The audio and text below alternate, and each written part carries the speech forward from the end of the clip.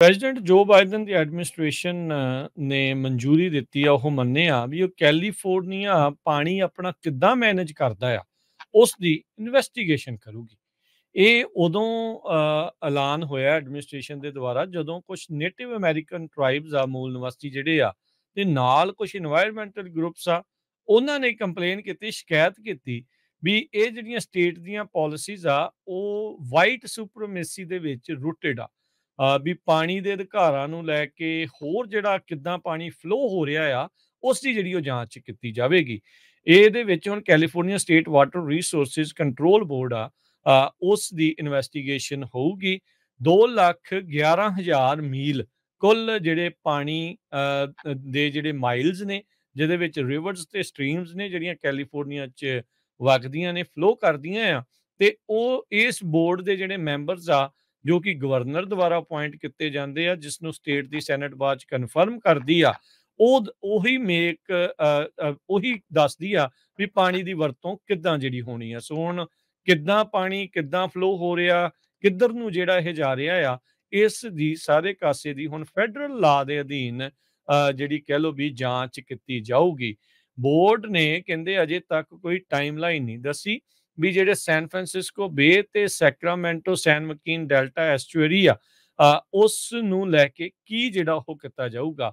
ਇਹ ਮੁਲਕ ਦੀ ਸਭ ਤੋਂ ਵੱਡੀ ਐਸਚੁਅਰੀ ਦੇ ਵਜੋਂ ਦੇਖੀ ਜਾਂਦੀ ਆ, ਜਿੱਥੇ ਇੱਕ ਛੋਟੀ ਮੱਛੀ ਜਿਸ ਨੂੰ ਲੈ ਕੇ ਆਲਰੇਡੀ ਜਿਹੜੇ ਫਾਰਮਰ ਆ, ਉਹ ਵੀ ਗੱਲਾਂ ਜਿਹੜੀਆਂ ਕਰਦੇ ਰਹਿੰਦੇ ਆ ਵੀ ਉਹਦਾ ਕੀ ਕੀਤਾ ਜਾਣਾ ਆ। ਨਾਲ ਹੀ ਇੱਥੋਂ ਹੀ ਜਿਹੜਾ ਪਾਣੀ ਆ, ਕੈਲੀਫੋਰਨੀਆ ਦੀ ਜਿਹੜੀ ਐਗਰੀਕਲਚਰ ਇੰਡਸਟਰੀ ਆ, ਉਸ ਨੂੰ ਵੀ ਜਾਂਦਾ ਆ। ਨਾਲ 25 ਮਿਲੀਅਨ ਲੋਕਾਂ ਨੂੰ ਪੀਣ ਦੇ ਲਈ ਵੀ ਇੱਥੋਂ ਮੁਹੱਈਆ ਕਰਵਾਇਆ ਜਾਂਦਾ ਆ। ਸੋ ਹੁਣ ਇਸ ਦੀ ਜਿਹੜੀ ਇਨਵੈਸਟੀਗੇਸ਼ਨ ਹੋਊਗੀ, ਇਹ ਜਿਹੜਾ ਮਸਲਾ ਪਿਛਲੇ ਕੁਝ ਸਮੇਂ ਦੇ ਵਿੱਚ ਉੱਠਿਆ ਆ ਵੀ ਇਹ ਜਿਹੜੀਆਂ ਸਟੇਟ ਦੀਆਂ ਪਾਲਿਸੀਜ਼ ਵਾਈਟ ਸੁਪਰੀਮੇਸੀ ਦੇ ਵਿੱਚ ਰੂਟਡ ਆ, ਇਹਦੇ ਵਿੱਚ ਕਿੰਨਾ ਕੁ ਦਮ ਆ, ਕੀ ਇਹ ਸੱਚ ਆ ਜਾਂ ਇਦਾਂ ਹੀ ਖਿਆਲੀ ਪਲਾਵ ਨੇ, ਇਸ ਦੀ ਹੁਣ ਜਾਂਚ ਹੋਣੀ ਸ਼ੁਰੂ ਹੋਵੇਗੀ। ਅਗਲੀ ਖਬਰ ਵੱਲ ਚਲੀਏ ਤੇ ਬੇਕਰਸਫੀਲਡ ਦੇ ਵਿੱਚ ਬੈਂਕ ਆਫ ਅਮਰੀਕਾ, ਜਿਸ ਦੀਆਂ 3900 ਤੋਂ ਵੱਧ ਬ੍ਰਾਂਚਾਂ ਆ, ਉਹ ਕਹਿੰਦੇ ਵੀ ਆਪਣੀ ਇੱਕ ਡਾਊਨਟਾਊਨ ਦੀ ਜੋ ਬ੍ਰਾਂਚ ਆ ਉਹ ਕਲੋਜ਼ ਕਰਨ ਜਾ ਰਹੇ ਆ। ਯੂਜ਼ਲੀ ਜੋ ਬੈਂਕਾਂ ਹੁੰਦੀਆਂ ਕਹਿੰਦੇ ਉਹ ਡਿਸਕਲੋਜ਼ ਨਹੀਂ ਕਰਦੀਆਂ ਵੀ ਕਾਰਨ ਕੀ ਆ।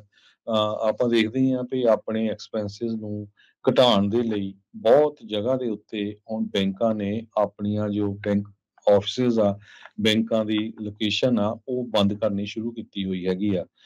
ਇਸੇ ਤਰ੍ਹਾਂ ਬੇਕਰਸਫੀਲਡ ਤੋਂ ਇੱਕ ਹੋਰ ਖਬਰ ਆ ਰਹੀ ਹੈ ਵੀ ਉੱਥੇ 2 ਰੈਸਟੋਰੈਂਟਸ ਨੂੰ ਉੱਥੇ ਦੀ ਹੈਲਥ ਡਿਪਾਰਟਮੈਂਟ ਨੇ ਬੰਦ ਕਰ ਦਿੱਤਾ, ਕਿਉਂਕਿ ਉੱਥੇ ਕਾਕਰੋਚਸ ਬਹੁਤ ਪਾਏ ਗਏ।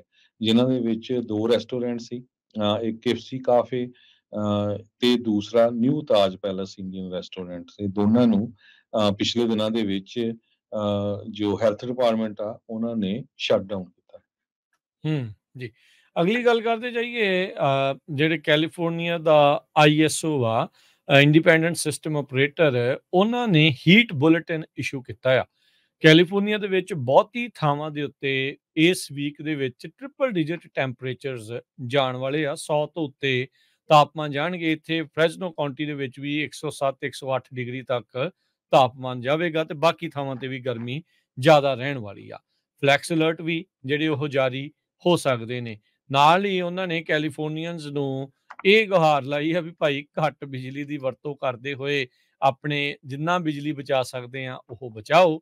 ਇਹ ਹੁਣ ਉਹ ਸੂਬਾ ਕਹਿ ਰਿਹਾ ਆ ਜਿਹੜਾ ਅਗਲੇ 12 ਸਾਲਾਂ ਦੇ ਵਿੱਚ ਚਾਹੁੰਦਾ ਆ ਵੀ ਆਪਾਂ ਸਾਰਾ ਕੁਝ ਬਿਜਲੀ ਦੇ ਉੱਤੇ ਜਿਹੜਾ ਉਹ ਚਲਾਉਣਾ ਆ।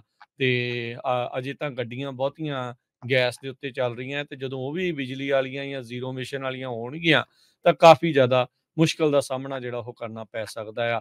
ISO ਨੇ ਕਿਹਾ ਆ ਸਾਰੇ ਕੈਲੀਫੋਰਨੀਅਨਸ ਨੂੰ ਵੀ ਫਲੈਕਸ ਅਲਰਟ ਦੇ ਦੌਰਾਨ ਵਿਜੀਲੈਂਟ ਜਿਹੜੇ ਉਹ ਰਹਿਣ, ਘਰਾਂ ਨੂੰ ਸਮੇਂ ਸਿਰ ਠੰਡਾ ਕਰਕੇ ਜਿਹੜਾ ਉਹ ਰੱਖੋ, ਤਾਂ ਜੋ ਪੀਕ ਟਾਈਮ ਦੇ ਵਿੱਚ ਤੁਹਾਨੂੰ ਏਸੀਜ਼ ਆ ਉਹ ਜ਼ਿਆਦਾ ਨਾ ਚਲਾਉਣੇ ਪੈਣ, ਤੇ ਥੋੜ੍ਹੀਆਂ ਚੀਜ਼ਾਂ ਦੀ ਜਿਹੜੀ ਉਹ ਵਰਤੋਂ ਕੀਤੀ ਜਾਵੇ।